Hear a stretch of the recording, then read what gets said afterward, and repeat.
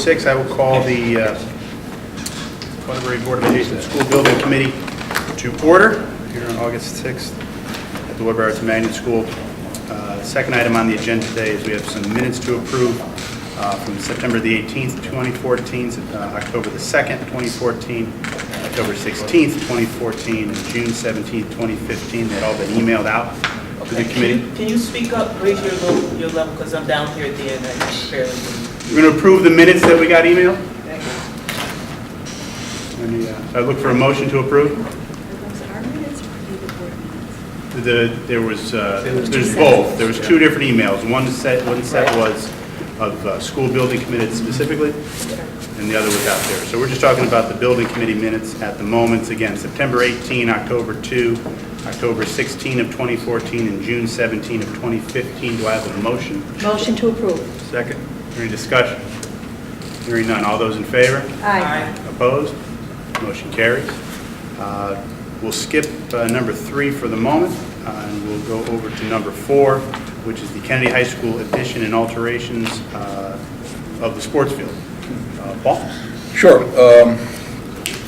I'll turn over to Bruce in a second, but as you all probably know, enormous progress has been made on the construction of Kennedy addition.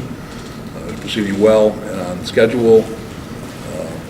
Work on the addition is proceeding very well, and work in the interior of the building is underway now. Plan will be to occupy the addition with the coming of the school year. You're also aware that the fields are a portion of the work. Jeff Berger has been working with the state on the provision of funding for artificial turf versus grass. Issue's been raised a number of times in the past. Under the school construction program, artificial turf is not, I repeat, not eligible for state reimbursement, and as such, our application had not contemplated it. Jeff Cugno, myself, I think Joan had met with some state officials going back a couple of years. They indicated that matter was under some consideration or review, and never reached the stage of finality. Jeff has been exploring, however, an opportunity for a state bond issue to support that cost, which would not have a local match responsibility. And I thought the schedule of some state bond commission meetings over the last month or two would prove fruitful. They haven't to date, but he seemed to be encouraged. He's had a conversation with Bruce, I know. But Bruce, you want to just pick up on where we are with the actual project and where we expect some resolution on the field so we could then proceed to take the next steps? Okay. So as Paul alluded to earlier, the plan is to move into the addition with the start of the school year. The principal's been fully involved with the project. We've kept him up to speed with what's happening both in the addition, which is some final touches, getting it prepared with some final cleaning and what have you. He is occupying the entire addition with existing science rooms. Matter of fact, music is going to be in the gymnasium on a temporary basis. He's occupied the music area because he wanted to stay within the existing school, be closer to other administration and what have you. So there was one plan at one time where they were going to move the offices into the new addition on a temporary basis while they were finishing the interior of the interior work in the building until probably around Thanksgiving or Christmas break. Ralph changed his plan for that and prefers to be for proximity and other purposes in the main building. So we've done a switch over the last couple of months of what that plan was. So building's going to be occupied. Site work wise, we're expecting the access drive and the bus drive to be paved before the start of school. Sidewalks are in progress now, curbing and sidewalks in progress now, getting poured. We're expecting to have the parking area where the portables used to be, paved and open for use by the school staff. And we're also expecting the dumpster alcove also finished as part of the access drive. So when you show up first day of school, you see quite a bit finished. The only thing you won't see is obviously the field because of the potential bonding issue for a sports turf field. And my last conversation with, or correspondence with Jeff indicates that he's working hard to get us an approved state approval this month. And so we'll proceed based on getting that approval this month. We will be back before you with some amendments to the construction manager's contract because they'll continue to oversee that work. The transition from natural turf to sports turf. We'll be presenting to you an amendment to the architect's contract, again, to do the design and construction administration that they've performed so far on the project, but with a sports field. We'll do some negotiating with construction manager and Mizzy. Mizzy's their site contractor to put in the sports field. The intent is to get all this done, the design, all the approvals, and be ready to start the sports field in the spring with a June completion and have it ready for the football season, next football season next year. And that schedule hasn't changed, whether it's a natural turf or a sports field.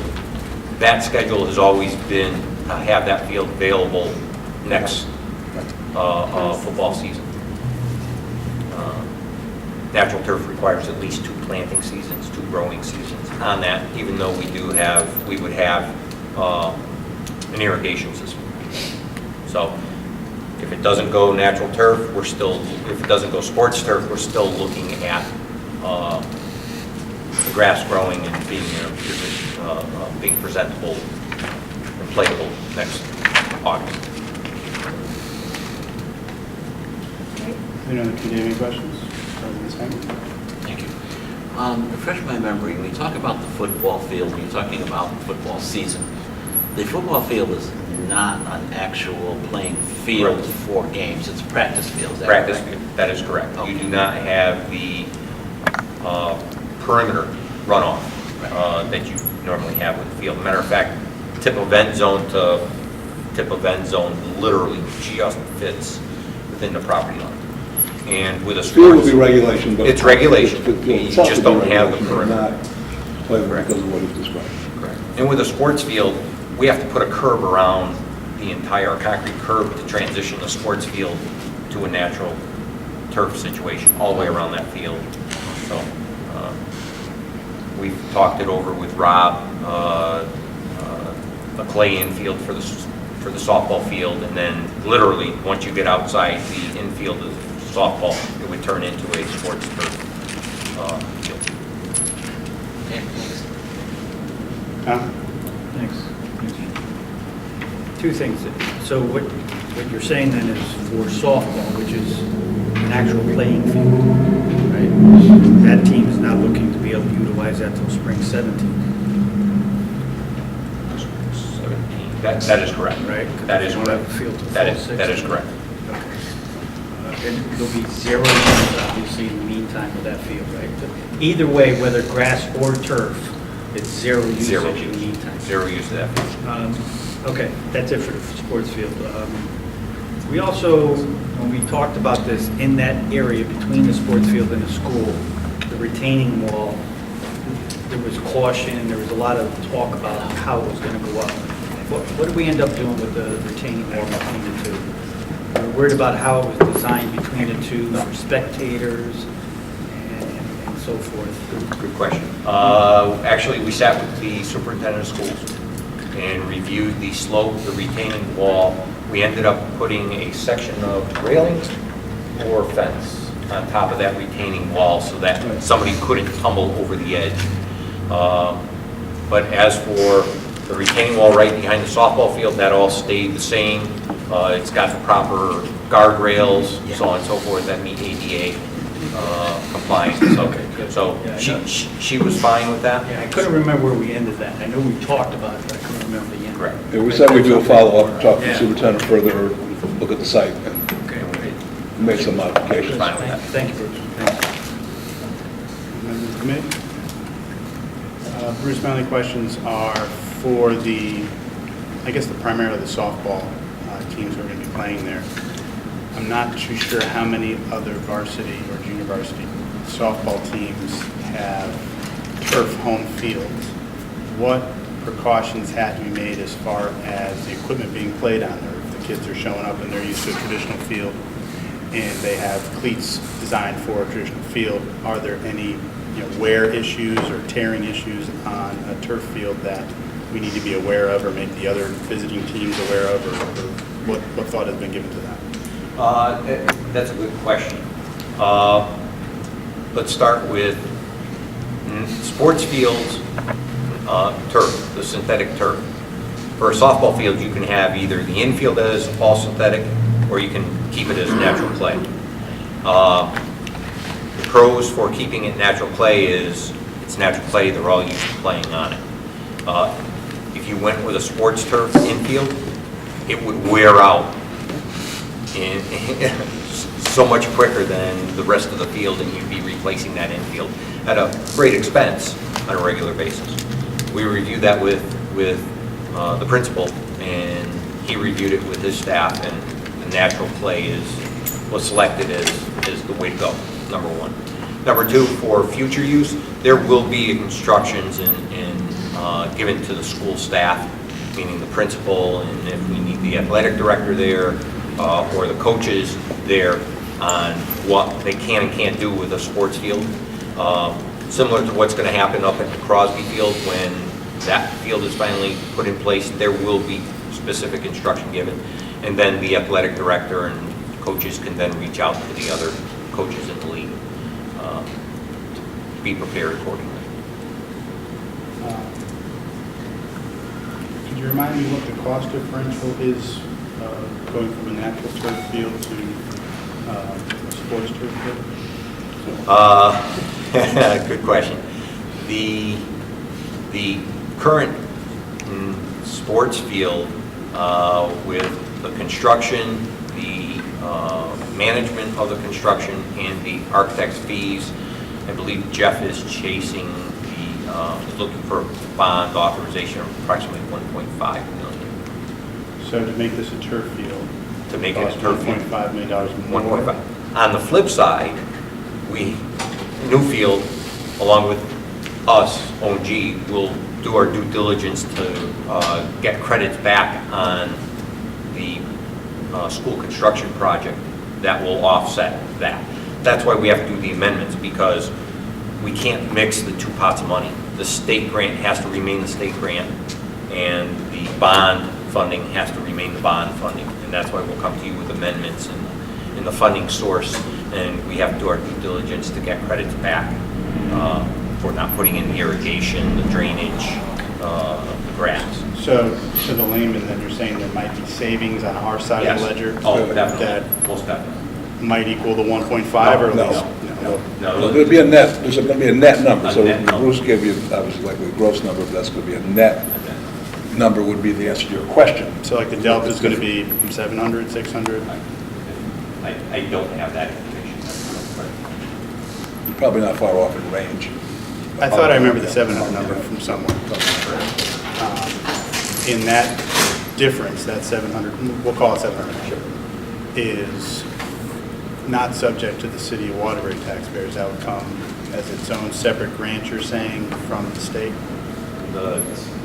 Whatever the bond approval is, that is not subject to any city portion. There is no portion. That's 100% from the state. The savings is in the credit that we get back on the unused monies.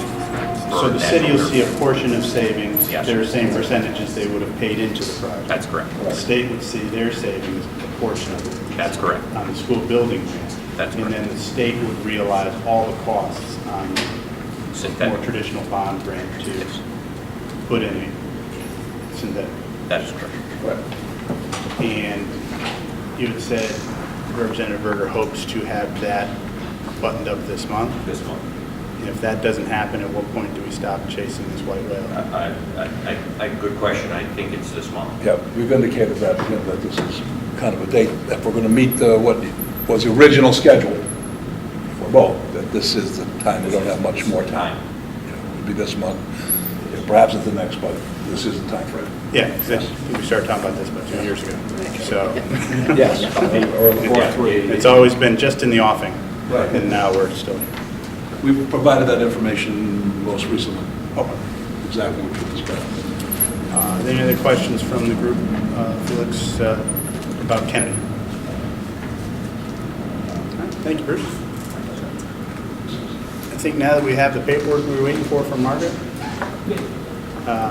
we'll go back to item number 3, which is the facility utilization and redistricting study update. Just take one and pass it to you. Thank you.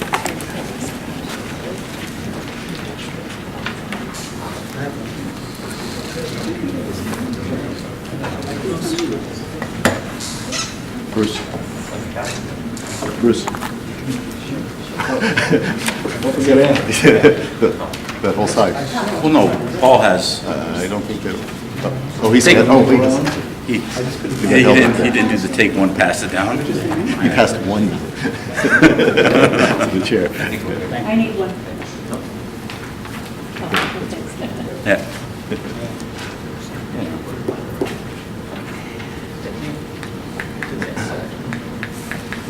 Use this one. With the distribution, obviously, the committee and board recalls that we had a presentation before this board, as well as a joint meeting of the Board of Aldermen and Board of Education to hear the details of the facilities report. Then the comments made, questions, and then obviously the request to begin to apply the budget or at least cost assumptions to some of the options and recommendations made. The firm has done some further work. Revised contract amendment, which you may recall you approved, had a new end date of September 1st. So we're here today to update you on those items. From this point, consultants will formalize their actual report, which I imagine is going to be this thick, and make a formal presentation or make a formal submission to the board, and then we can take what we consider to be the next steps at that time. Thank you, Paul. And tonight I have with me, I know I've been here the last 2 meetings, but Kemp was unable to attend, so Glenn Gollenberg from SLAM Collaborative will be handling the physical component of it, the cost estimates, as well as the construction schedules. What we wanted to do tonight was to just very briefly recap on the utilization, which is really the driving force behind it, and then go through upper level on options A through C, which you have seen at the meeting back in June, and then provide the estimates and the construction schedule, as well as the considerations for those, as well as taking a look at a new option D, which is a spin-off of option A, with some little bit of changes there to see if we can get a little better impact for the dollars that were being expended for it, and then turn it over to an open format for discussion with the board.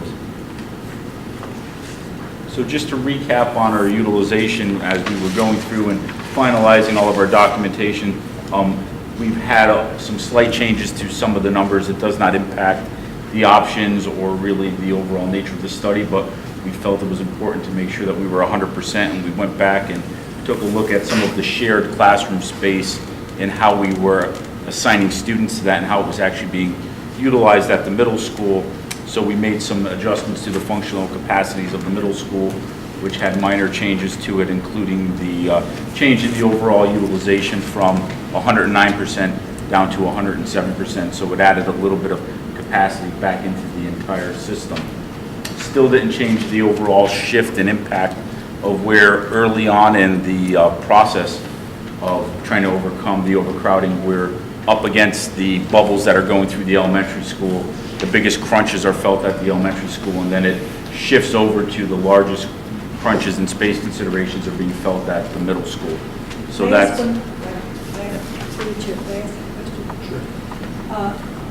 Just kind of came to me last night as I was thinking about this. Bucks Hill, Chase, and Wilson all have portable classrooms. I don't consider those school buildings, and I was wondering if you consider them school buildings in this analysis. We consider them as key instructional space, even though we noted that they may be a deficiency and that they are temporary space. We still counted them because there are a large number and they're utilized very heavily, and we don't see any possibility of them being pulled offline. In many of them, they are used as regular instructional space, so yes, they were counted as part of this analysis. What we did account for, though, but all of the portables were very close to standard size, which was those classrooms that did not meet the standard benchmark we had for square footage that should be allowed at. That's where we took reductions and counted deficiencies, the actual physical space in the building. So first grade classroom that is 800 square feet has a much different capacity than a first grade classroom in a different building that's, say, 570 or 600 square feet. We used the 32 net square foot per basis per student for that to be able to then assign a capacity overall to each of the buildings. Just as kind of a footnote, I mean, I think it's important for the public to understand that we have a lot of classrooms that are portable classrooms and not really permanent structures without the amenities that a lot of the other schools have. So I think it's maybe somewhere we can In our note report, that. we actually have a section where it's a table showing all of the portable Oh, good, classrooms. okay. How many there are at what school, and really overall what they're used for. Good. To point out that in the state size, this is really temporary space. Okay, thanks. Just to touch on the summary, we know last year the process was a siting study looking at a pre-K-8 of 550 in the East End. We tested that scenario. We found out we got very little impact to reduce the overcrowding overall. So then we moved on to the 4 options we're going to present tonight, options A through D, with A having a sub-option 1. And as you'll remember, that was just running the construction program concurrently rather than in sequence. These are just really looking at phase 1 alternatives, realizing that it's going to take out to about 22, 23 in our construction program until we would have the phase 1 reasonably completed, and then looking at where we would pick up from phase 2 based on that, and what type of swing space would really depend on which of these recommendations were brought forward. Recapping option A, I know one of the questions is probably, how did we come up with the areas, or how did we come up with the schools? And to touch on that, we really looked at, if you remember, we had a quadrant map that showed seat deficits broken up into the 4 quadrants of the city, and we began at that level and then began identifying the areas that fed into those quadrants, and realized that we would really need to have the infusion of new space. And the infusion of new space is done through the new pre-K-8 schools, whether they're 2 sections as in option A or 3 sections per grade as in the as in option C. You'll see a little footnote at the bottom where we've now assigned a max theoretical capacity to those that we had no space program or educational specifications to work with. So for planning purposes, we're just saying that the 2 section per grade school logically would be 530 if utilized at 100%. So if every seat was filled with a student, you would be able to have 530. And then the 3 section per grade is 795. As we ran through our scenario planning, you never want to plan on 100% capacity because you have no flexibility there. So we're basing it off of a 90% utilization. Looking at this scenario, we're citing the 2 new pre-K-8s in the eastern quadrant and the northern quadrant. You see that on the following map. And then looking at schools to renovate and how we determine schools that would be most suitable for renovation. Although we did site walkthroughs, we didn't get into detailed feasibility of looking at pipes, looking at the structure of the building. We just did a very general assessment. So what this is really based off of is our feel of the building from our walkthrough, as well as looking at the site, looking at where additions could be possible, and aligning that with the areas in the city that really have the greatest need for an infusion of space.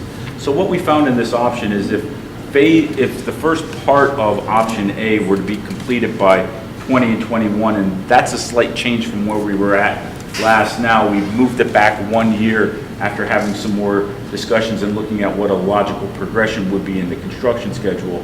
There would still be a surplus of about 133 seats at that time in the system. And the surplus isn't split throughout evenly. As you know, we're chasing bubbles through the system. So we would have a surplus of about 285 seats at the elementary because it's really infusing a large number of elementary seats in the pre-K5. And then the 6-8 would still have a deficit of about 152 as we move on to the next phase of it, because these are running sequentially, where we take on the renovations of Wendell Cross as well as Kingsbury, which are just K5 schools now. Looking at adding 6th through 8th grade into there, we begin to get a little better balance where now we're about even with the seat count on our elementary schools, and we have a little bit better of a surplus in the 6-8 of almost 400 seats, giving some flexibility there to begin to take on the next phase of those construction programs. Looking at A1 is really the same scenario, however, it runs all 4 of the construction programs concurrently, and the end point of that would be 2021, and at that time there would be an overall surplus of about 210 seats in the system. We wanted to take a look at what it would mean to begin setting boundaries and identifying logically where some students would be drawn from, and see if, even though we don't have a school, hash out some areas of where, if land was available, you would want to be having maybe an attendance zone around there or a potential capture. And really we needed to do this was to have some reality in looking at what the actual impact would be of these construction programs at the individual schools.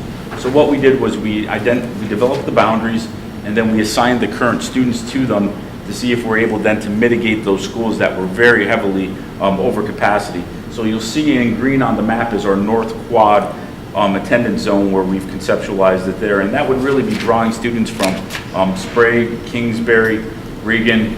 The area in blue is our Chase zone. So you'll notice that with the infusion of an East Quad school, which is shown in gray, it's kind of a little washed out by the 801 state route symbol. Chase now changes. So Chase was necessary to shift to the north, and the reason we had to have a much larger capture area for Chase is we're still working under the assumption in this scenario that Chase would still be one of the larger K5 schools, and that we would be having some of the students from there attend the new Eastern Quad school. Time's up.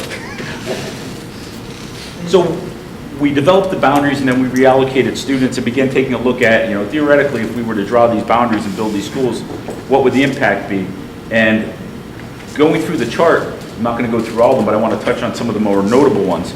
We're looking at Chase, for example. That was a building right now that has a functional capacity of just over 714, existing enrollment of over 800. It's got a deficit of about 100. Based on the infusion of that North Quad as well as the East Quad school and the 2 renovation projects, we're able to get that down to about 97%. So under 100%, probably a little closer to 95 would be ideal, where you would want to begin operating in that 90 to 95% range, just to have some flexibility for folks as they begin moving into neighborhoods that they can actually get into their neighborhood school. But there was a fair impact on that school. You'll also see that we were able to make some adjustments too at the middle schools there, especially Wallace School, a reduction in the enrollment there by just the infusion of the 6-8, some reduction in impact on the North End School. And now these are only using the 14-15. So the reason we have a little more space and a little lower utilization on North End and Wallace is that we know the bubbles are moving through the system. So having it at 90-95% is going to give you resiliency as those bubbles get in there, so we're not going to be maxed out and well over the 100% mark as we are today. overall, taking a look at what the considerations are, and this is considerations really without getting into the detailed costs that Glenn's going to discuss in a minute, it's really looking at the east end, north end, realizing that, yeah, we have a need there as well as it's going to be a growing need there. There is going to be initial investment. We will have to site 2 schools in those areas, and that will definitely impact those attendance zones and, you know, trying to keep, you can't control where land is available, but trying to keep in mind that the school needs to be proximate to where those great areas of needs are. It does add space. It does produce some swing space. It gives an opportunity to begin having some cohesive boundaries on the east side and the north side of the city. It will provide a surplus of seats. I mentioned that especially for the 6A component, there would be a surplus there of about 400 seats. That is a moderate amount of swing space for moving forward that will not have to be you know, acquired or built into a budget for if this option were to move forward. Looking at the cost range, As we, because this is new information to you in terms of the cost, I'll take a couple minutes on this first one and talk about the process of development of the cost estimate and how we approached it. The building gross area, you'll notice all of those are the same. Those are based on the allowable area by the state, so that we're looking at maximizing reimbursement, whether it's a new building or whether it's a renovation to an existing building with an addition. So these were not based on detailed floor plans that were done, but solely based on cost per square foot, based on allowable area for the state. The cost per square foot for both new and for renovation costs were based on historical data carried forward, as well as projections for escalation into the future for each one of these estimates, depending on when the project was going to take place. So, you know, if you're carrying forward at 3 or 4% a year escalation, that obviously adds cost if you're not going to be doing the project for a few years. So each one of these projects within the cost model takes that into account. We don't know the particulars, as Mike was saying, of the sites, so we made allowances for hazardous material because we know that we're going to encounter it. So we put a reasonable projection for that, as well as we knew that there were going to be site considerations. So you'll see underneath in the notes there that we allowed $1.5 million allowance for hazardous materials and $4 million for the site work. When you get to the new projects, we do not include the cost of the site because we don't know where it's going to be or what it's going to cost. We did account for the cost of the construction on the site and the site work, and that's a higher number than the renovation cost because we would be likely demoing and impacting a larger amount of area. So there's a $6 million cost in there. And then we have a 30% factor in there for owner cost, because that takes into account contingencies as well as all the soft costs that typically go into a project. We also develop these as cost ranges, both the total cost of the project and the cost to Wtby. And the reason we did that was to account for some of the unknowns that were going to happen. Something like that might be issues with, at one building you're going to have a higher level of renovation cost than another. So we wanted to allow for some flexibility in the numbers to take that into account. It also helps take into account issues such as swing space. Some might need more than others. We don't know where it would be or if it would be available, or phasing costs could be higher at one school than another. So that's why we have the range of costs for each. So in the instances of option A, the new construction cost of a 76,000 square foot allowable area would be between $45.8 million and $51.6 million, and that carries then in the cost of town of the city of 14.4 to 15.9. We're talking about 2 new schools, so those would be both the same. And then as we look at the 2 renovation projects to Wendell Cross and Kingsbury, they're both a little bit different because they have different amounts of area that they're being renovated and different amounts of new construction, and that's why there's a little bit of variance in those. So in this particular cost model, the total project cost of all 4 schools, taking into account these are sequential, the 2 new schools first and then the 2 renovation projects, the project cost, total project cost is has 175.6 to 197.9 million dollars.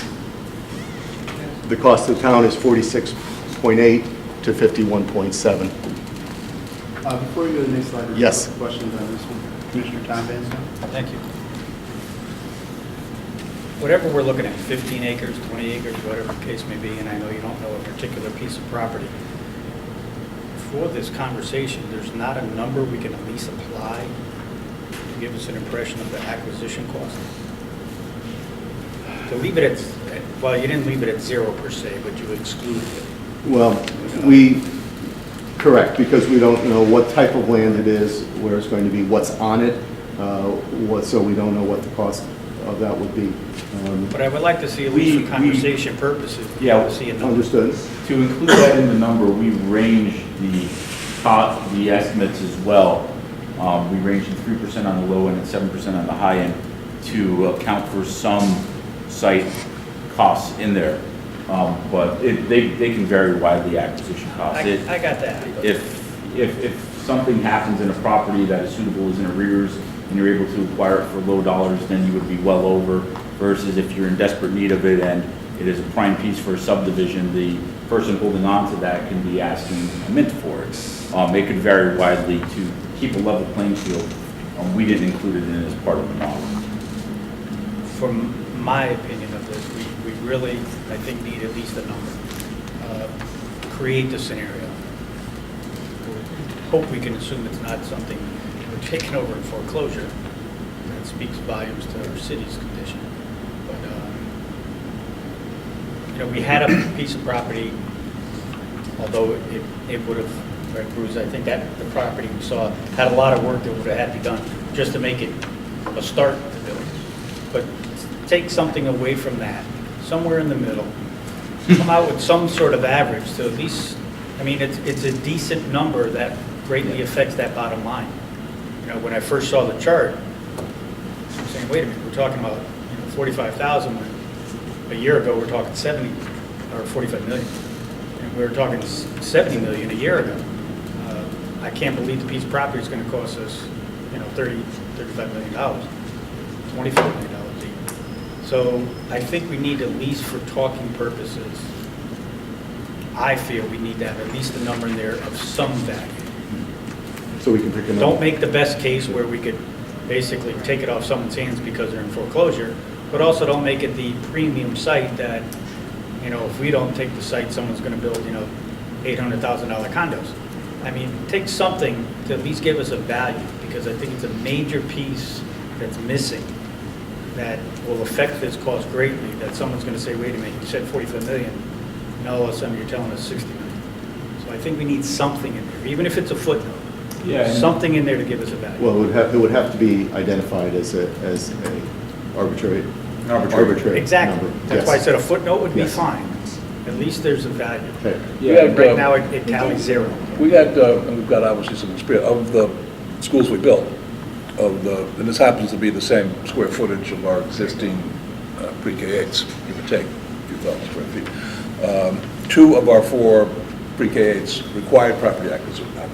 That was Reed and Duggan, and we know our numbers.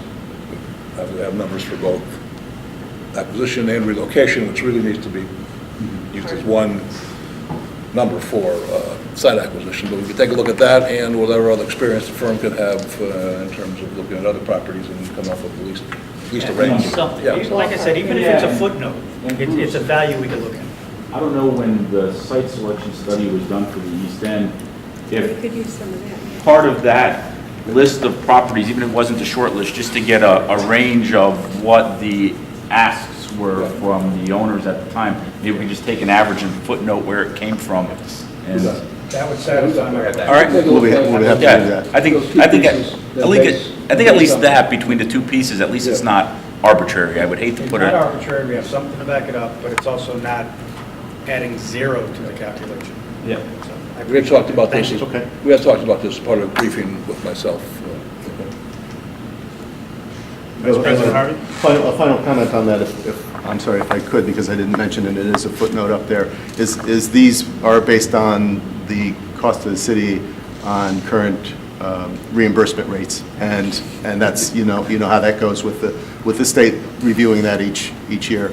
They only project forward 1 year, so we're not able to project farther forward as well. Karen?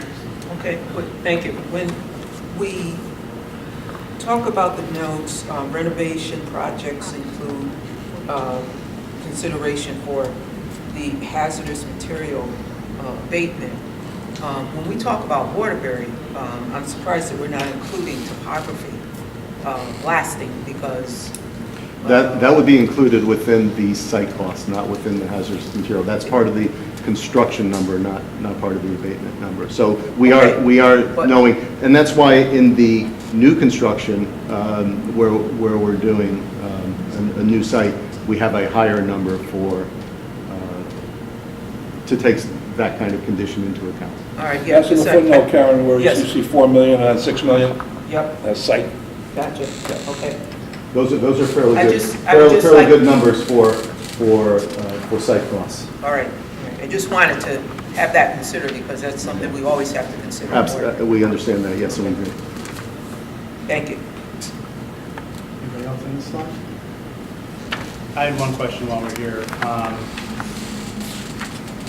For the two new builds, having just kind of come off that East End school and knowing that price tag, and I know in the notes we're excluding some potential costs, but, you know, I had a number of 65 to 70 million in my head. What accounts for, in addition to some of these exclusions, the pretty big difference between what we had costed out, I think, with more specifics for what, at least in the short term, was the East End schools Square footage. to these? No, there was, I believe, I think Was it 48? wasn't there like a $8 or $9 million for Site. site, due to the nature of that That's right. site? What was the total cost estimate, Bruce? In 48, 49 mil For Verone Avenue. for Verone Avenue. That's correct. It was 48 or 49 million. And you're right, it was about 8 or 9 million in site costs. That was my recollection, it was close to the 50 million range. And With site acquisition was very, very low on that. That was Right. in, $500,000 at the most, and no relocation. Is that project or construction? Cost, project or construction cost? So 50. 48 Yeah. project. Okay, so that's actually a very close, actually, this is a escalated forward number, so Correct. this is actually higher. That's correct. Commissioner Sweeney. I want to go back to some of the numbers and statistics. Can't hear you. that went over. I want to go back to some of the numbers and statistics that you went over prior to this slide. And first of all, you mentioned the bubble, and that's come up quite a bit in conversations I have with people. We're not talking specifically about a district-wide bubble where we start out at 18.5 and climb to 19,000 and then fall back to 18.5. That type of a bubble, district-wide, correct? We're talking more of bubbles that are going to occur as students coming in at the lower grades move through, and it seems to hit a peak at the middle grades. Is that correct, at the middle school grades? Yeah, you have 4 years of much larger class sizes that are in elementary, and they're moving through, and we needed to be very cognizant of those because if we were to take on a conversion of a middle school, as we learned in our scenario planning, in the next 10-year window, by the time it would be under construction, it would be taking on a school construction project in the midst of its highest enrollment in recent history.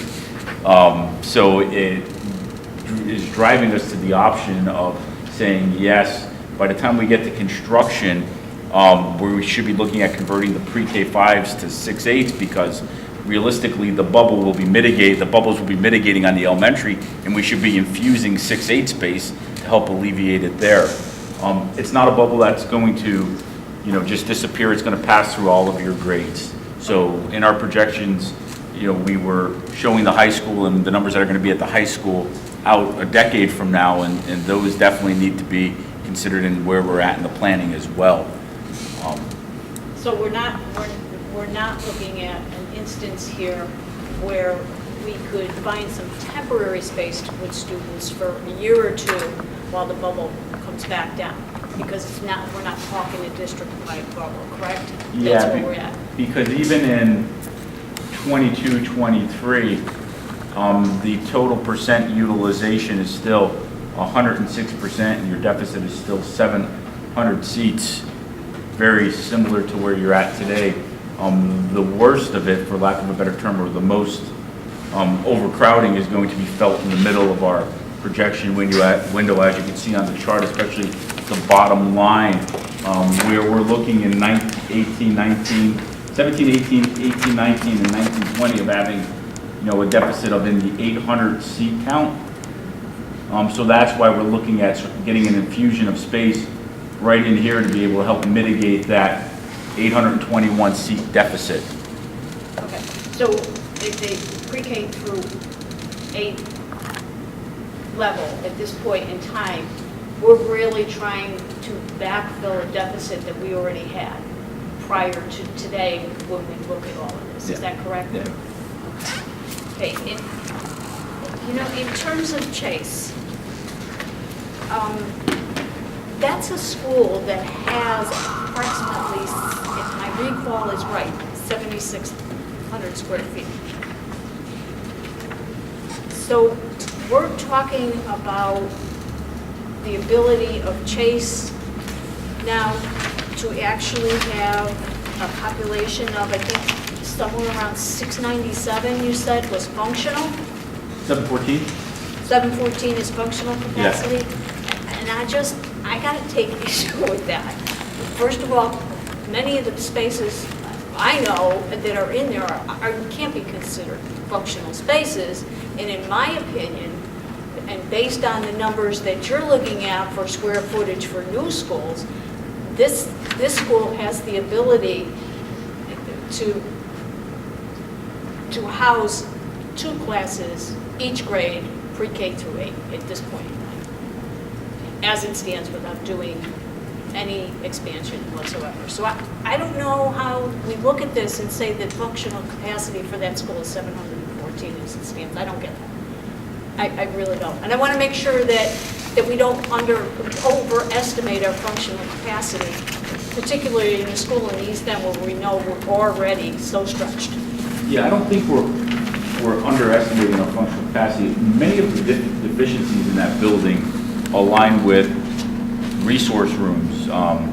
They align with where some of the specials are, just the use of the space, the orientation of the cafeteria. A lot of it has to deal with the cores, the setup of the building, how it's been added on numerous times in piecemealish manner with some of the mitigation tactics there. Looking at it now, what we're saying is based on the number of grade level full-size instructional classrooms that you really shouldn't house more than 700 in there. If programmatic rooms were to be converted over, or full-size classrooms were to be converted to resource rooms, which may or may not be needed there, you would lower that number. But what we didn't go in and state is that clear deficiencies were subtracted. So based on the cores, we didn't downsize the building itself. Many of the other buildings have a lot of those same deficiencies in how they're using space. To keep it on a level playing field, because there were many different vintages, we looked at the full-size classrooms and applied a net square foot per student as a standard. We didn't look at if the space had any other real issues that may have been code, not code, something of a concern, because we didn't want to throw up a lot of red flags, nor was it really under the purview of what we were doing. We noted them in some of our detailed sheets, but we didn't totally remove the space because we would have a number that would be probably unattainable that we would have to build to. Realizing that this is going to be a process over a number of years just to remedy the capacity situation. So over the life of a facilities plan, there is the likelihood, would you say, that we would see Chase, that if it were pre-K through 8, more towards that 550 number? Well, when we tested it in option D, and that's where we brought Chase in, we looked at a 550 number and realizing that if we do 550 at a pre-K 8, we aren't going to have enough seats over on the east end of town because we are basically losing elementary seats at a high level. If you were to convert a building that has 800 K through 5 now, and then limit that to about 350 K through 5 in a pre-K 8, that's only 5, when we're using number 530, it just wouldn't be possible. So what we did is we tested it at one of those 3-section per grade pre-K 8s, and keeping in that same vein of not reducing our elementary capacity and the east side of town. We want to keep that cluster of density of students as close as possible to their neighborhood school and not have attendance zones that are really driving far. That was one of the considerations in A that we were looking at on where we had placed the East End quad, is that we knew in our opinion that we felt the capture of Chase, that how we redrew it, went a little far with that. So depending on where this East End school is sited, that can be changed. Because it doesn't fit what the original intent of the pre-K 8 neighborhood school model is to have those compact, walkable type, but we realize that it's going to be a process and evolution of sort of the boundaries until all the schools are built. It's going to take a while. Thank you. You're welcome. We've got about 30 pages in 30 minutes. Yeah, So about half an hour. Yeah, That's really it. have to- So that's why we started with the easy one. So if we go to page 12 in your report, I'll jump to the schedule. And again, this is fairly rudimentary in terms of design time, bidding time, state review bidding time, and then the green represents the construction duration for these projects. And these are, again, based on our experiences with other similar projects. You'll note that there is a gap between the start where we are and the start of the project, and that is to allow for the time for a project to be submitted to the state and approved by the state before the process of design begins. So again, we're looking at a start of construction date for the new schools in 2018 and a completion in 2020, and then at the same time you would have the start of construction for the 2 renovation projects, and those would be complete for 2021. Looking at option A1, and again, the only difference here is that these are being done concurrent rather than sequential, so the cost difference is seen in a little bit in the renovation work, because those do not carry as much escalation cost in them. So the cost to of the project is, did we say 3 million, roughly 3 million less, 172 million on the low side, 193 to 0.8 on the high side. The cost to the city is 46 million to 50.8 million. So that, because of the percentage reimbursement, that's why it's not, that same 3 million isn't seen. It's only your percentage is reflected there. And the timeline, obviously, now the issue with this is taking on 4 school projects at the same time and having the conversation about the ramifications of that. But certainly, as Mike pointed out, it gets you the seats sooner into the system. The next option was option B, and this changes it a little bit. This is, as I discussed earlier, a 3-section per grade pre-K 8, a little different in the model that we're looking on now. That would have a max capacity of just under 795 students. If that were to be completed by 2021, we would still have a deficit of about 105 seats. That deficit overall is mostly lies in the 6-8 grades. There would be a modest surplus of just over 125 seats for the elementary component, following in the same logic we had of identifying the schools that were probably initially the best candidates, as well as the greatest areas of need, looking at Wendell Cross, Kingsbury, as well as Hopeville, converting those now from K-5s to pre-K 8s, relieving some of that middle school bubble. Overall, now we would have a surplus of 116 seats. This, once again, is a 4-school construction program. With that surplus, of 116, we would have a deficit of about 350 in the elementary and a surplus of almost 500 on the middle school, so it's beginning to sort of balance out a little bit. It's more modest surplus, doesn't really position greatly for the next phase of construction. Looking at conceptual boundaries on it, you'll see under this one with the larger East End pre-K-8 now, you'll notice Chase has even extended a little further when we begin carving out some potential attendance zones. You know, all that would have an impact on where the school would actually be sited, but we wanted to go through the exercise of assigning students just to see exactly what the potential impact would be on the school facilities. Just to touch back on Chase, what did it do for Chase? We were able to mitigate some of it, the overcrowding. Our targeted functional capacity was 714. We came up with a proposed enrollment of 759, so we cut that deficit in half. However, we didn't hit our benchmark on that. We've added additional space into Wendell Cross, Hopeville. Kingsbury is still a little bit under, but it's an improved situation there.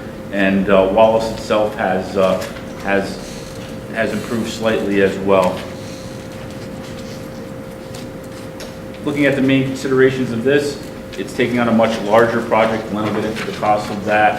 Having a better synergy and a better economy of scale at the 3 classroom per grade. However, it would require a larger site. It would have some greater investment.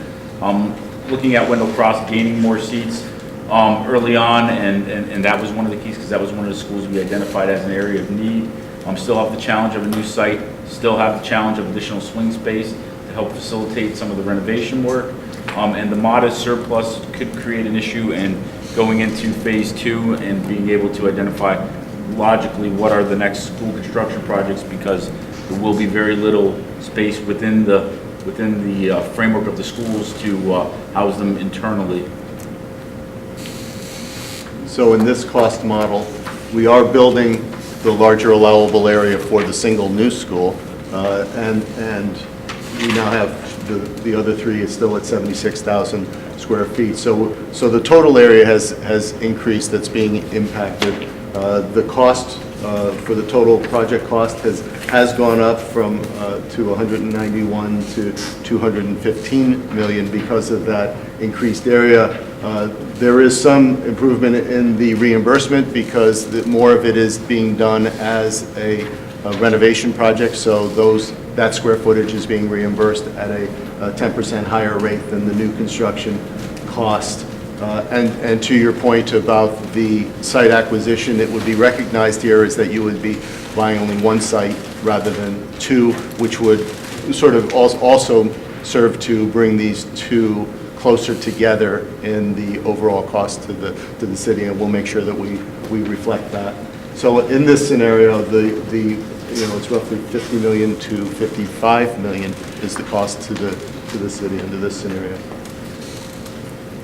And again, the timeline impact, because you're now pushing 3 projects out to later in the construction sequence, that means you're going to have more escalation on those renovation projects. So that also adds to the increase in the cost between the 2 scenarios.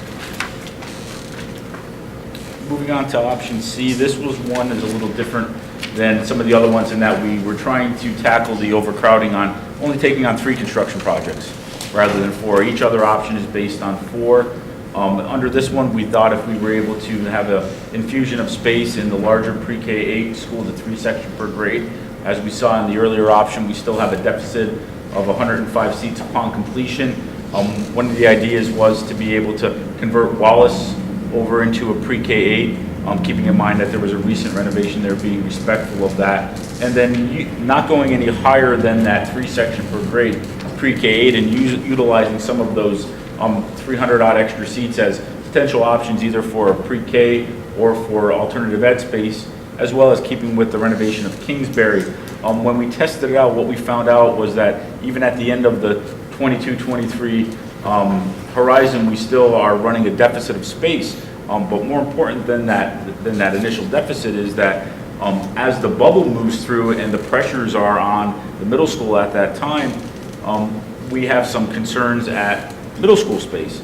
So we went through and conceptualized some boundaries. I'm not going to spend a tremendous amount of time on that, but what I really wanted to touch on was with the loss of seats through the conversion of Wallace and not enough additional pre-K-8s or 6-8 seats available, we're running a deficit of about 373, between 350 to 400 seats for 6th through 8th graders at Wallace that we just have nowhere for them to go on that side of the city because they're not going to fit into the new pre-K-8. Those seats are going to be taken, the bubbles coming through. So when we begin taking a look at this option, the three school construction or the three school construction program isn't really giving us the impact that we need to mitigate the overcrowding. Taking on a middle school as part of the construction program early on is basically trying to do a construction project while you have the highest enrollment that you've had recently at the school building, and that you are not very well positioned going forward for any swing space to be able to take on any of those pre-K5 to pre-K8s because you're running a significant deficit already. So as we begin working our way through this, we don't see this as an option that we'll be gaining any legs, and we'll note that in our report. I'll pass it over to Glenn to run through the range of costs on this one. Okay, so on option C, again, we're falling within the same general range of the 174 to 195 million of the total project cost, and the cost to the city of 46 to 51 million dollars. That's still about the $5 million range. The difference here is the larger renovation size. We are only working on the 3 schools in this particular scenario, and again, we're building the one new larger school. So those costs are just as we looked at on the previous scenario. And again, the time sequence, you're familiar with what we've shown you before. You do the initial new construction first, and then you follow up with the 2 renovation projects. And again, all these projects are getting us into schools at about the same time sequence. Again, on this one, before I go to D,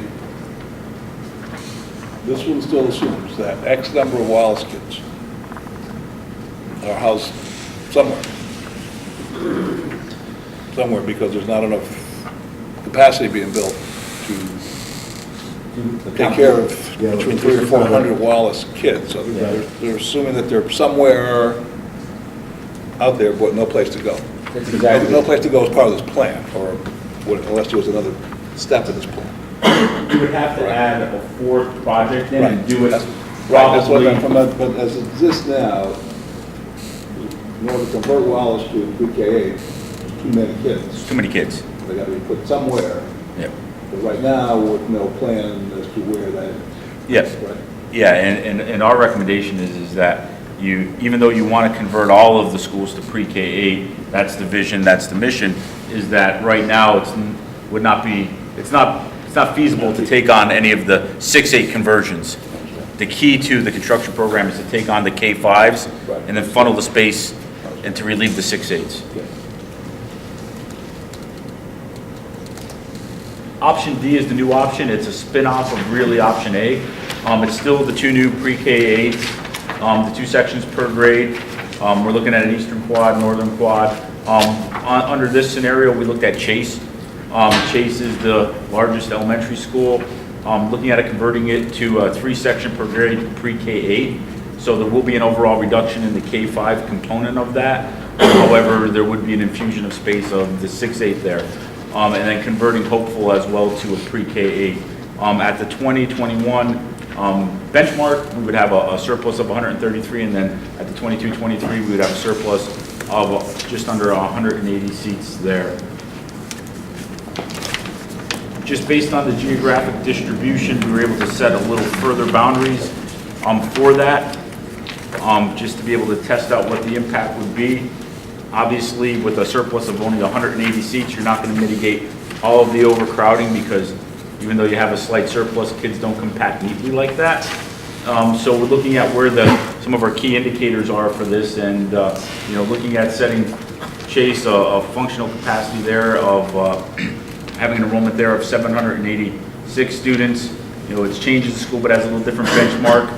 It's still slightly over. Some adjustments would have to be made on that. It adds in a new East End quad school. Overall, this one, It doesn't infuse a ton of space where you're going to have a lot of relief, but what it does is this models a lot of little relief across the schools. One of the ones that really failed to get addressed under this is still the far west side of town. You can see some of the schools there are still up a little higher number than we would have liked. But under it, it's just not enough of an infusion, but we wanted to run through to see that even if we did do a full redistricting off of 4 construction projects, it's still not enough. It still wouldn't be enough at that point in time. So I felt it was a good exercise to go through it and see if we can set all the boundaries and use that surplus of 200 to see if we can right the ship across all the schools, and we weren't able to do so with that. Looking at the feeder system, because what we're doing there is adding basically adding and knocking off the balance of the existing feeder system. So, what came to our attention as we were looking at converting Chase, which is the largest elementary, into a pre-K-8 that would no longer feed Wallace, we looked at some potential adjustments. This is just conceptual, realizing that if you were to have an infusion of middle school or 6-8 space on the east side of town, you would most likely want to begin adjusting the feeder pattern just so you can keep those enrollment levels as they work their way up through the higher grades consistent with what you have today, so you wouldn't be putting a disproportionate burden on any one of the schools due to the nature of the construction project. Looking at this same consideration, it's following the same theme of infusing space on the east and north end. Having that key infusion of the 2 schools, I think what we've learned through the testing of it is that that gets an impact. You're able to site the schools 2 different areas, have an impact, and then have an impact as well on the surrounding schools to provide some relief with those new buildings. Gives you a good opportunity to begin aligning some boundaries and permanency. Produces a moderate surplus of seats. Consideration should be given to the realignment of feeder systems. However, once again, we're still trying to find not 1 site, but 2 sites as part of that. Okay, so this is similar to option A with an exception of we are building, renovating a much larger pre-K with 3 classrooms per grade. I'll point out that this number right here is the 76,000 square foot number. It's not 116. We'll make that correction to that number. The costs associated with that are for the 76,000 square foot numbers. But the reason this is more expensive than option 1 is because the 116,000 versus on option 1 they were all at 76,000 square feet. So again, this is the most costly option in terms of the cost to the city, with the range being 52.8 to 58.5 million. And this will have the site acquisition cost for 2 schools in addition to that. And again, the timeline, you're doing the 2 new schools first, and then the 2 renovation addition projects, with 1 being slightly larger because of the higher square footage associated with that. As we look at the four options just based on cost alone, and again, of course, we'll modify this to add the site acquisition impact to it, but the cost to the city ranges between $50.8 and $58.5 million. When we begin taking a look across all of our measurables in this matrix format of exactly on the left, how many school renovation or new construction projects there are, what the impact could be on the neighborhoods, as well as what does it do for capacity and utilization, laying it out in a logical framework. This summary, led us to one of the conclusions is that when you look at what the investment is in dollars versus what the improvement is to the overall utilization, option A, based on the cost estimates where we're at, as well as you're at 106% utilization out in 22, 23 if you do nothing.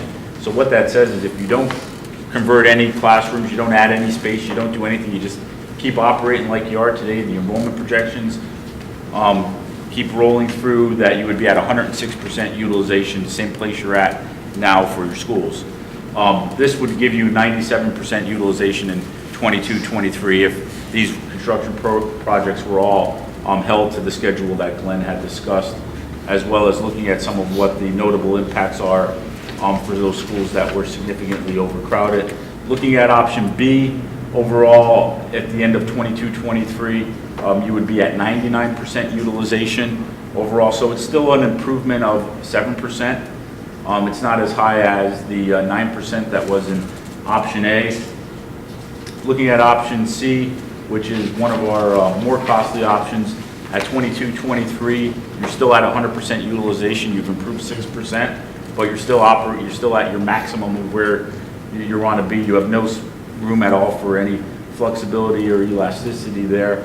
Option D gets you down to 98%, so not as far as option A, not as much of an impact, but still a pretty significant impact on space. However, the total construction cost for this option is the highest construction cost, even without the two sites added into the equation. At this time, we'd like to turn it over to the board to see if you have any additional questions for us. Tom? Yeah, we have time. Yeah. Thank you, Mr. Chair. It's a lot to take in. The problem I'm seeing is, although option A, even with any of its slight changes, was the option we all pretty much were looking at in the first place, and it gets us to where we need to be.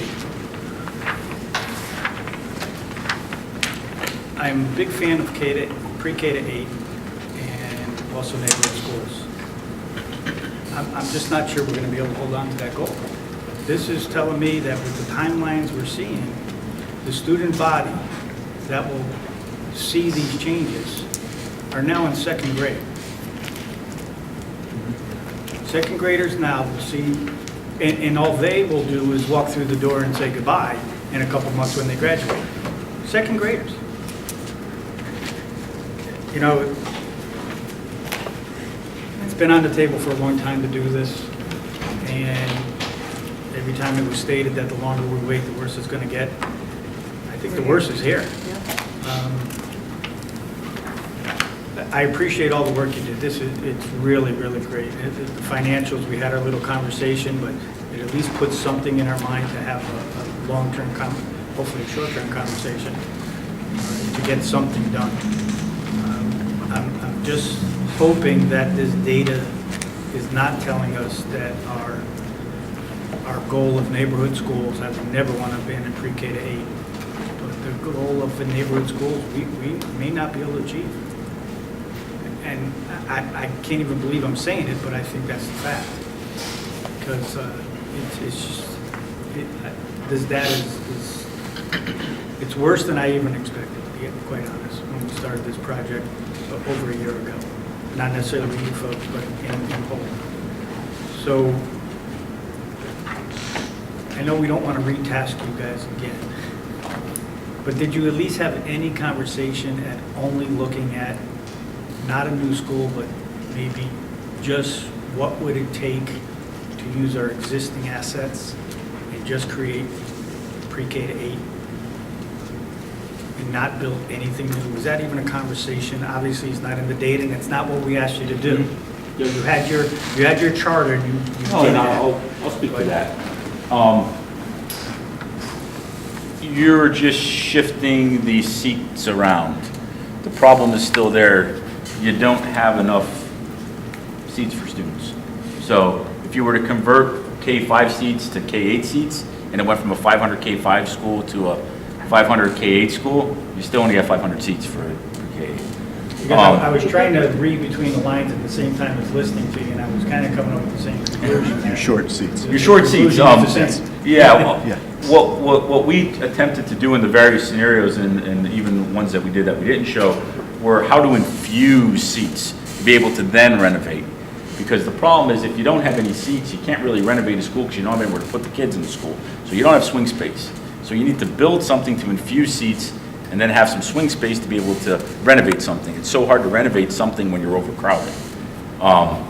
So I think the key to the program is to be able to infuse seats in a timely manner, and then you can move through with the renovation.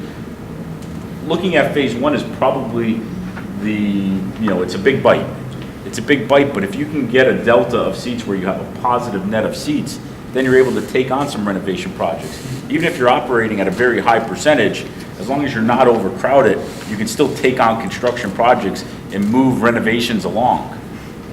There may be opportunities there to do those conversions to be able to have the pre-K 8, but first you have to right the ship and correct the deficit on the seats. And to that point, again, not what you were tasked with, but maybe our job now to look at other options, things like charter schools, things like, and again, way away from what you guys are tasked to do, I'm just kind of speaking openly, and very, well, the magnet school would be, or / regional, whatever you want to call it, right?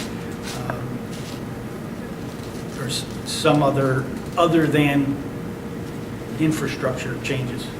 So those are the things I think now, if for nothing else, I guess maybe that data, not in the report, but is telling us that we need to start looking at some other things as well. So I do appreciate it. This is great. It's a lot of numbers, so I'm going to love sitting down and reading this. Maybe not tonight. This is a good, really good. I'm really looking forward to the final report. This is very good tonight. I really appreciate the changes. It appears, and it's obvious to me that you were listening at the last few meetings we had. Last one was probably hard for you to listen to, but it sounds like you listened and you put in a lot of the things we asked that we need to at least see. We need to at least see and have some sort of vision of where we need to go. So I really appreciate the work you did. Thank you. Thank you, Mr. Chair. Questions, Nick? I guess I'll just add my 2 cents. I, too, really can't give you much feedback at this moment. This is something I want to sit with for a little bit and talk about. But I guess from a philosophical point, after building the schools we've built already, we're still short, and we're still chasing seats. And I think, to a degree, at least if I was if I go back in time and was on the Board of Ed at the start of this plan, I think I would have, knowing what I know now, fought for the 3 classroom per grade level.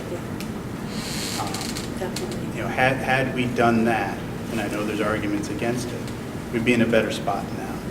So I struggle a little bit with the philosophy of saying, let's just keep going with 2 classrooms per grade. And again, I know there's arguments for doing that, for keeping the school smaller, keeping it more of a community.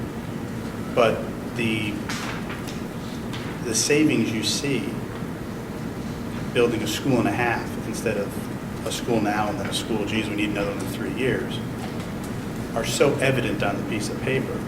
I would have trouble okaying another, I don't know if I'm okay ever okaying another school, but if we were to okay a school, I'm not too sure if I could be convinced that one with only 2 classes per grade at the 550-ish kid level made any sense. Jason, can you speak up? Yeah. You heard me? Yeah. All right. I can't hear you.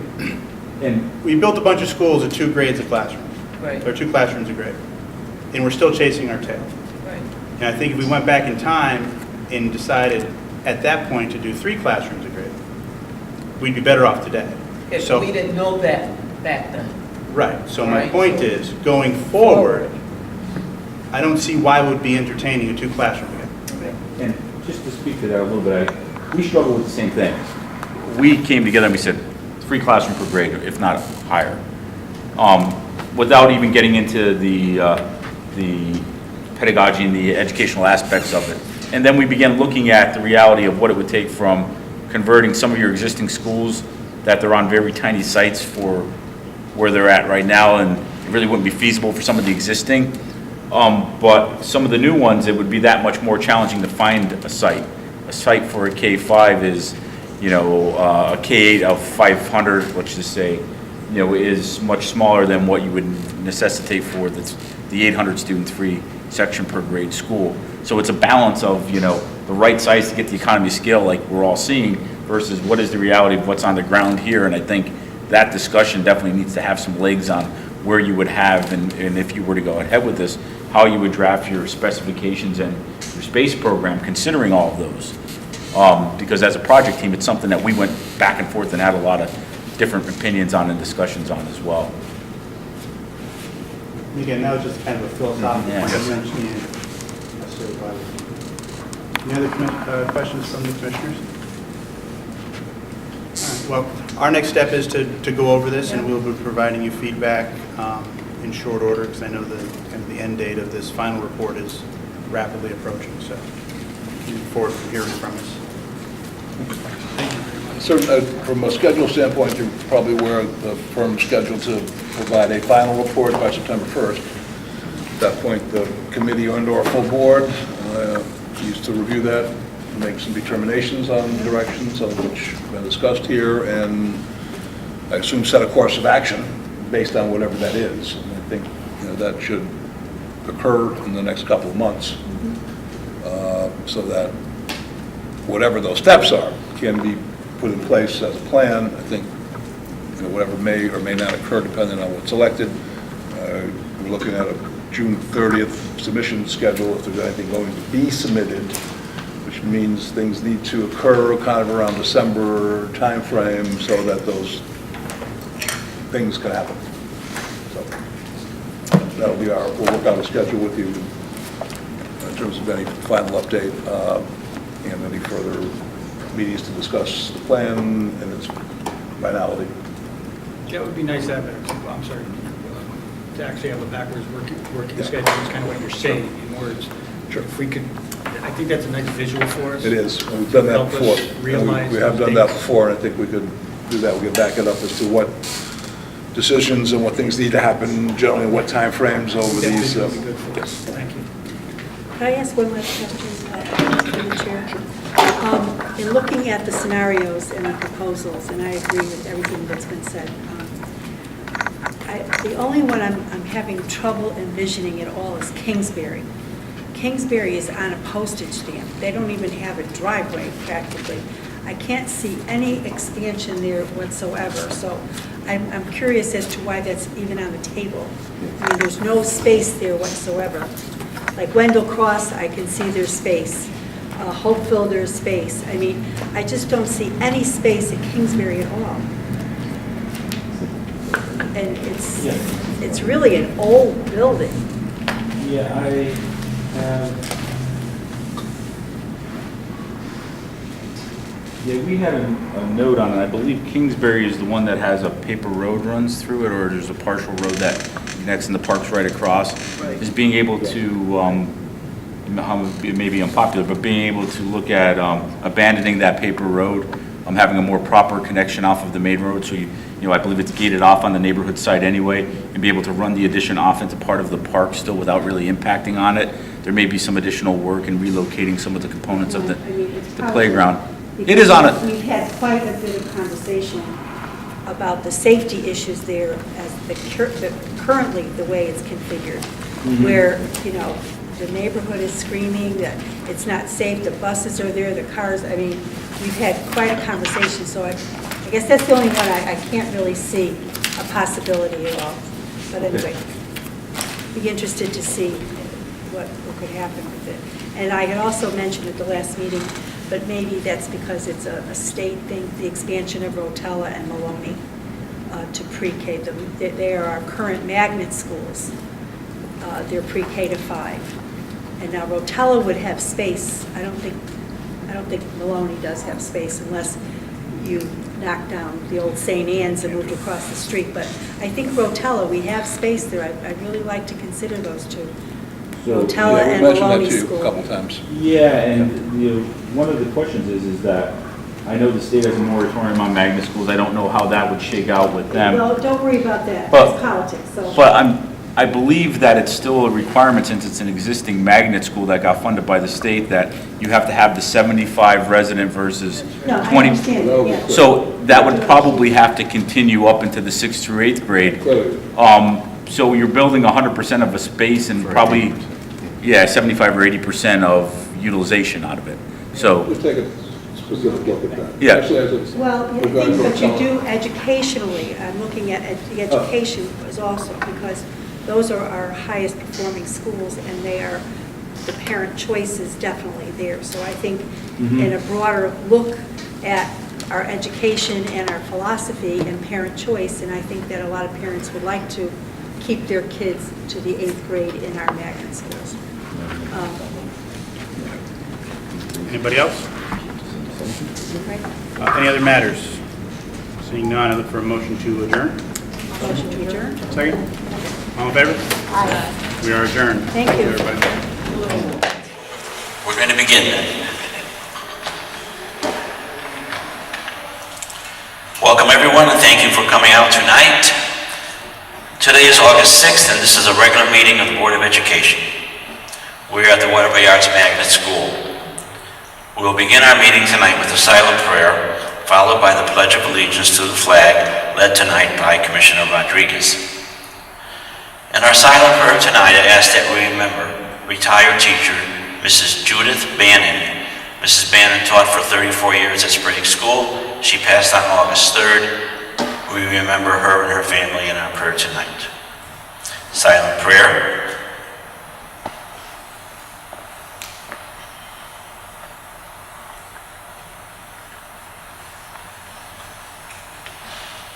Commissioner Rodriguez, I pledge allegiance to the flag of the United States of America and to the republic for which it stands, one nation, under God, indivisible, with liberty and justice for all.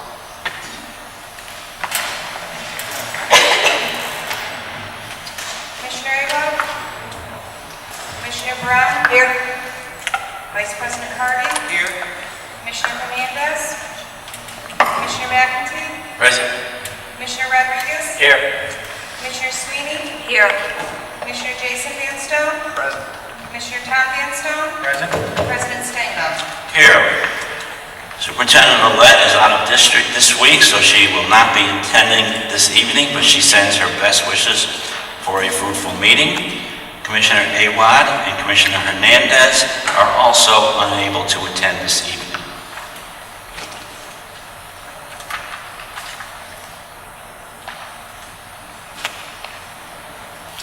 Next item on the agenda is communications. I have a copy of a communication dated June 29, 2015 from Civil Service certifying Maria Muniz for the position of food service helper. A thank you note from Anne Marie Cullinan dated July 1st, 2015.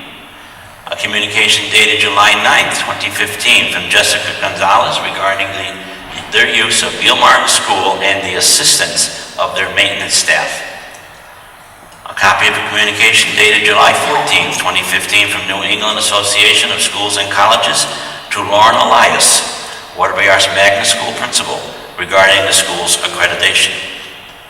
A copy of a communication dated July 15, 2015 from Civil Service certifying Natasha Menis and Catherine Coviello for the position of paraprofessional, and a copy of communication dated July 16, 2015 from Civil Service certifying Carly Phillips and Mika Flowers for the position of paraprofessional. And the final one is a copy of communication dated July 21st, 2015 from Civil Service certifying Nakisha Johnson for the position of paraprofessional. That concludes the correspondence. Motion received, place on file, communications. Motion's been made and seconded. Any discussion? All in favor? Aye. Opposed? Motion carries. Next item on the agenda is the approval of minutes. We all received a huge packet of minutes last week, and this would be approving those minutes. It's a listing of meetings and workshops and special meetings, beginning with the June 12, 2014 meeting and ending with the February 29th workshop on 2015. I'll entertain a motion. Motion to approve the minutes. Second. Motion's been made and seconded. All in favor? Aye. Opposed? Motion carries. Next item on the agenda is the public address to the board. Sorry. Motion to suspend the regular business here. Second. Motion's been made and seconded. Any discussion? All in favor? Aye. Opposed? Motion carries. When addressing the board, all speakers are encouraged to submit prepared written statements to the commissioners. Comments shall be limited to a maximum of 5 minutes. The chairman will disallow a speaker from continuing to to speak if slanderous or defamatory remarks are made. There will be no responses this evening to any questions or concerns raised, but they will be referred to the administration for review and response. The first speaker this evening is Lisa Lassard of Pearl Lake Road. Good evening, Lisa Lassard, Pearl Lake Road. I'm here tonight in accordance to the School Governance Councils, the history, the background, and the law itself. Connecticut Parent Union, basically Athena Wagner, Waterbury, myself, Lisa Lassard, Waterbury, and Gwen Samuels, Meriden. That is our law that we worked with California parents, the California folks that had California Parent Trigger. We actually spoke with them and talked with them for at least 6 to 8 months. And then we worked on this law to make it law. Basically, Gwen at the time got a grant, and with that grant, basically, we had buses from each and all the cities with parents, grandparents, caregivers alike. And we had 3 overflow rooms at the state capitol in accordance to this law, working very closely with legislators, senators, and representatives. Basically, we also worked with Millie from the statewide to make the law come to fruition. Basically, the law was put in place. We had it called Connecticut Parent Trigger. Obviously, they didn't like the name Connecticut Parent Trigger because of the word trigger, which we really didn't like that either, but California called it California Parent Trigger. So they called it then School Governance Councils. The law that we helped write with just a different name change. So basically, I just want all the parents out there to know, grandparents, caregivers, everybody, that this law was made for each and all children within the district, as well as all of the districts within the state of Connecticut. So parents were sitting at the table with administrators, paraprofessionals, teachers, community members, people within their schools to work together and collaborate so they would have a voice sitting at the table that was heard in accordance to each and all of their children within the schools. School elections are now coming up when the school now starts again, and it's very important and vital that each and all parents, caregivers, grandparents alike, go and put their names in to the school administration, and then their names go forth within the elections. And once you do become part of the school governance councils, it's really vital that you stay within the school governance councils, you engage, you follow the bylaws as the bylaws are written, which sometimes some of the schools have trouble with, from what we know and from what we've heard. Basically, I just wanted to mention, as a shout out, that I know Karen Harvey said that she was going to be cheering very loudly and very excitingly, and Miss Merrill, as well as Paul Gadone, in accordance to having all our parents understand and know about the school governance councils and the importance of, but Connecticut Parent Union, the word parent, we came up with this with California Parent Trigger folks in accordance to having parents' voices heard in collaboration and working together, and I can't say it more, than working with and for each and all children within their schools. Do better in their schools, within district and out of district in all the schools. So basically, school rally's coming up August 19th.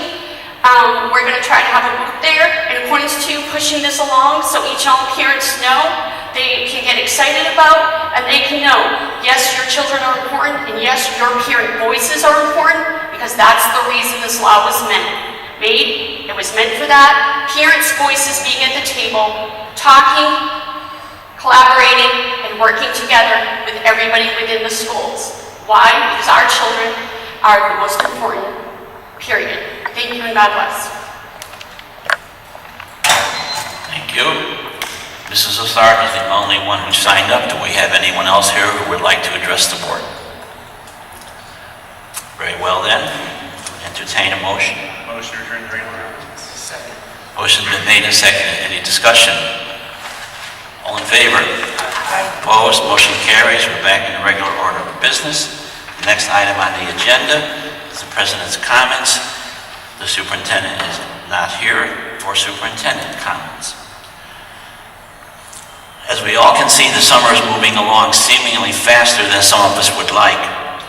We must now begin to focus on the opening of Wtby schools on Wednesday, August the 26th. The approaching opening of schools will necessitate some movement and the modification of Board of Education meetings. I will get to that in a minute.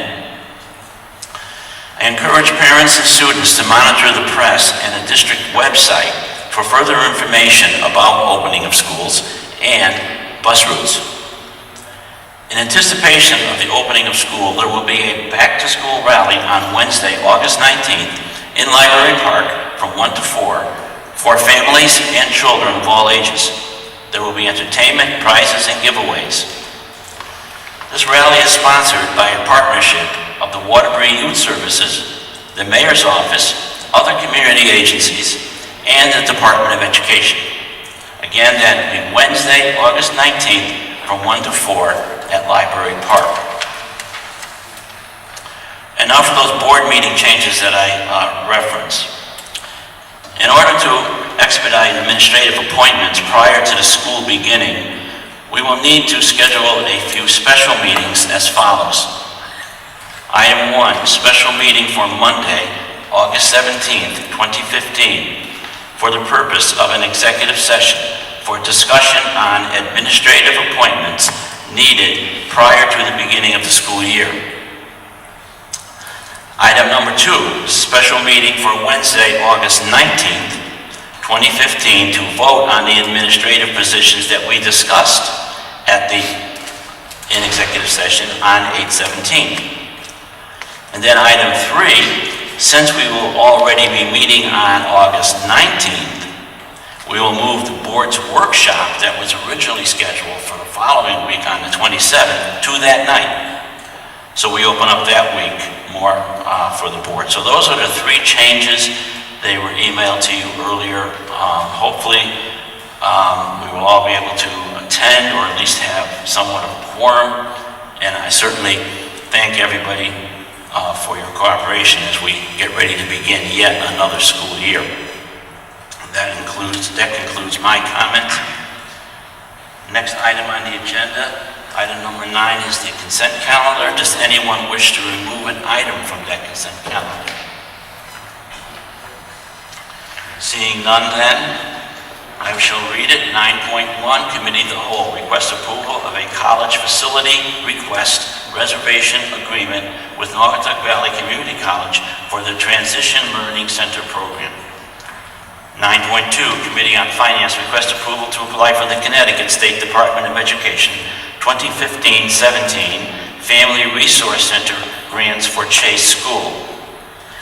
Item 9.3, Committee on Finance, request approval to apply for the Connecticut Department of Education 15-17 Family Resource Center grants for Reed School. And 9.4, Committee on Finance requests approval to apply for the Connecticut State Department of Education 2015-17 Family Resource Center grants for Wilson School.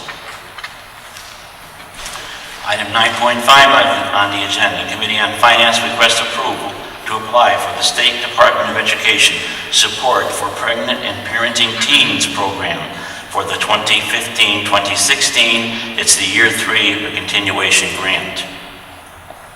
9.6, Committee on Finance requests approval of an agreement template for sub-grantee services under the School Readiness and Child Daycare Grant for grant years 2015, 2017, and listing of provider slots. 9.7, Committee on Finance requests approval of an agreement with Wtby Youth Service System as required by the Youth Service Bureau grant for truancy prevention services. 9.8, Committee on Finance requests approval of an agreement with the Institute of Professional Practice to provide services to students per their individual education plans. 9.9, Committee on Finance requests approval of an agreement with Rob Davis, doing business as Summit Support Services, to provide clinical coordinator services to students. 9.10, Committee on Curriculum requests approval of the new Wtby Public Schools English Language Arts Curriculum, Language Arts Kindergarten Curriculum. 9.11, Committee on Curriculum requests approval of an agreement with Acts 4 Ministry to provide student pre-vocational and employment training program. 9.12, Committee on Curriculum requests approval of an agreement with Children's Community School to provide student pre-vocational and employment training programs. 9.13, Committee on Curriculum requests approval of an agreement with Wtby Young Men's Christian Association to provide a student pre-vocational and employment training program. 9.14, Committee on Curriculum requests permission be granted to Dr. Saran of Wtby High School to take 25 students to West Springfield on September 24th to visit the Big E. 9.15, Committee on Building requests approval of an energy efficiency services letter of agreement with Eversource Energy for the Kennedy High School addition and alterations project. 9.16, Committee on School Facilities and Grounds, use of school facilities by school organizations and/or city departments. And 9.17, Committee on School Facilities and Grounds, use of school facilities by outside organizations and/or waiver request. And that concludes the consent calendar. Motion to approve the consent calendar is read. Motion's been made and seconded. For the record, it's 9.1, 9.17. All in favor? Aye. Opposed? Motion carries. Item number 11, Committee of the Whole, Vice President Harvey, 11.1. Item 11.1. Ladies and gentlemen, with the approval of the Committee of the Whole, the Superintendent of School recommends approval of the expansion of the Reed School District to include Locust Street, Ward Street, and the extension of Tudor Street from beginning to end. Respectfully submitted and so moved. Motion's been made and seconded. Any discussion? Vice President Harmon. Thank you. I just want to thank Paul Bedone and company for making the modification to extend Tudor Street. As I discussed, every year I get questions from parents about extending that, the district. They say that, the kids get on the school bus to go to Kingsbury and they can look right down the street at Reed School, and just logically it didn't make any sense to them. So I really appreciate that modification. I know it only includes a few students, but nonetheless, it makes them happy. So again, I appreciate that. Thanks again. Anything further? Seeing none, all in favor? Aye. Opposed? Motion carries. Item number 12 on the agenda, Superintendent's notification to the board. Okay. Motion to receive and place on file superintendent's notification to the board, items 12.1 through 12.3. Second. Motion's been made and seconded. All in favor? Aye. Opposed? Motion carries. Item number 13 on the agenda, unfinished business of the preceding meeting only. Going on then to item number 14, other unfinished new and miscellaneous business. Commissioner Jason Van Stone. Thank you, Mr. President. Through you, this might be the case for a number of the commissioners, but over the past week or so, it seems a lot of, or at least I've been getting a lot of phone calls and emails from parents who now starting to know that the school year is coming upon them, realizing that there's a dress code. Somehow they missed the press when we were actually doing that. So I was wondering if this board could direct the district to do whatever it can to once again reach out to the parents, whether it be through an IRIS alert, whether it be through an email, whether it be through one of the school's Facebook pages, to remind parents, or in some cases, for the first time, alert parents that this coming school year there is going to be a dress code for a number of their students, just so we can alleviate any problems walking in on the first day. I was somewhat shocked by the number of parents that came up to me and had no idea this was happening. They maybe heard some scuttlebutt but didn't think it was a real thing. So whatever the district can do in short order to reach out again to the parents I think that would be appropriate and would save us a lot of headaches on day one. Okay, we'll look into that for sure, Commissioner. All the things you itemized would be Iris Alert and social media, and I'll look at that out. Very good. Vice President Harvey? Yes, just to piggyback on that, I would suggest that at the back-to-school rally you mentioned, bring that up as well, just to start the alert. Just a few things. Mr. Schwartz, are you still here? Okay. I didn't realize that the superintendent was not going to be here tonight, and I think that brings to mind it would be nice, I'm not saying this as a criticism, but that we should know kind of ahead of time what her schedule is going to be. When she first arrived, we kind of knew or had some idea of her tentative schedule. So it would be nice in advance if we could receive some kind of calendar or something as to what her schedule is going to be, so we know when she is not going to be here. I got some calls from parents asking if she was going to be here, and I didn't know until I tried to send her an email. So I'm just putting that out as a suggestion. Mr. Schwartz, again, I didn't know that the superintendent was not going to be here, but I would hope that we would, in anticipation, not in anticipation, but as a result of your promotion, that we receive a revised org chart, because I'm not sure what we're going to do in terms of personnel, if we're going to replace you as an IOD, what exactly is going to happen there, but I would hope that we would have that before the beginning of the school year, or know at some point when that would take place. So if you could bring that back to the superintendent, as well as the request for her schedule. And lastly, I'll have to put out an email to you in regards to this next issue, and this relates to first congratulating the Wtby Hospital Summer Bridge Program. They had their first great debate.